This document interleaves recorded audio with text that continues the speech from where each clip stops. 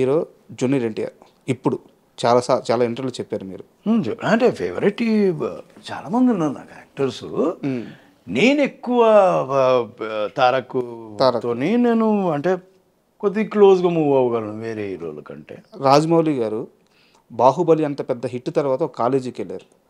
ఆ కాలేజీకి వెళ్ళిన తర్వాత అక్కడ ఒక క్వశ్చన్ వచ్చింది, మీ ఫేవరెట్ హీరో ఎవరు అని చెప్పేసి స్టూడెంట్స్ అడిగారు. కొన్ని వేల మంది స్టూడెంట్స్ ఉన్నారు. ఆ టైంలో ఆయన ఏ బాలీవుడ్ హీరో పేరు చెప్పినా ఓకే అంటారు, ఎందుకంటే అంత పెద్ద హిట్ కొట్టున్నారు. ఏ హాలీవుడ్ హీరో పేరు చెప్పినా ఆయన ఎవరు ఏమి క్వశ్చన్ చేయరు, ట్రోల్ చేయలేరు కూడా. బాహుబలి రేంజ్ అది. కానీ అంత పెద్ద సక్సెస్ కొట్టిన తర్వాత కూడా అదే వేదిక మీద మీ ఫేవరెట్ హీరో ఎవరంటే తారక్, ఎన్టీఆర్ఏ నా ఫేవరెట్ హీరో అని చెప్పారనమాట. అంత బాండింగ్ ఏంది వాళ్ళిద్దరి మధ్య? అంటే ఫస్ట్ సినిమా నుంచి ఇది ఉంది, మేబీ అదే ఉంటుంది.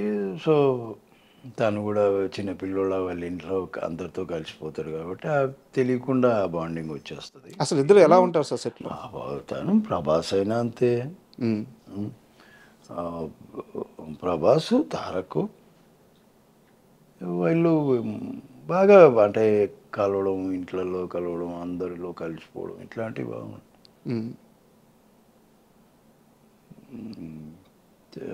తారక ఇంకా అదే వీళ్ళు కూడా చిన్న పిల్లోళ్ళే అన్నట్టే చూసిండు స్టూడెంట్ నెంబర్ 1 నుంచి. మేబీ అది ఉంటుంది. అండ్ ఇప్పుడు మీరు చేస్తున్న ప్రాజెక్ట్ సెన్సెస్? నేను ఇప్పుడు ఏం లేదు అని ఒకరు ఇద్దరు అడిగినారు కొత్త సినిమాలు, కొత్త వాళ్ళే, కొత్త హీరోలు. అది సరే మేబీ చేస్తా నెక్స్ట్ మంత్ అంతే. ఏ సీరియల్ జరుగుతున్నాయి, సీరియల్లో ఇప్పుడు జెమినీకి ఒకటి శివంగి అని, జీటీవీకి ఒకటి లక్ష్మీ నివాసం అని, మరి రంగుల రాటం ఈటీవీకి మల్లెమాల వాళ్ళది. ఇవి చేస్తున్నా. ఏమైనా అడపదడప సినిమాలు వస్తే అవి చేస్తున్నా.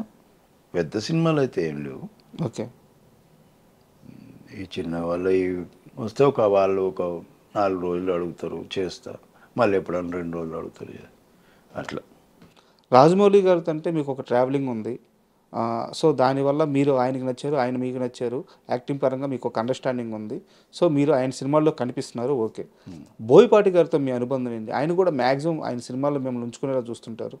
లేదు అంటే నేను బోయపాటి గారిది లెజెండ్ చేశారు, అఖండ చేశారు. అఖండాలో ఒక చిన్న వేషము. ఇంకా మన ఇవే కొద్దిగా అంటే మధ్యలో ఒకటి శక్తి అనే సినిమా వచ్చింది కదా, అందులో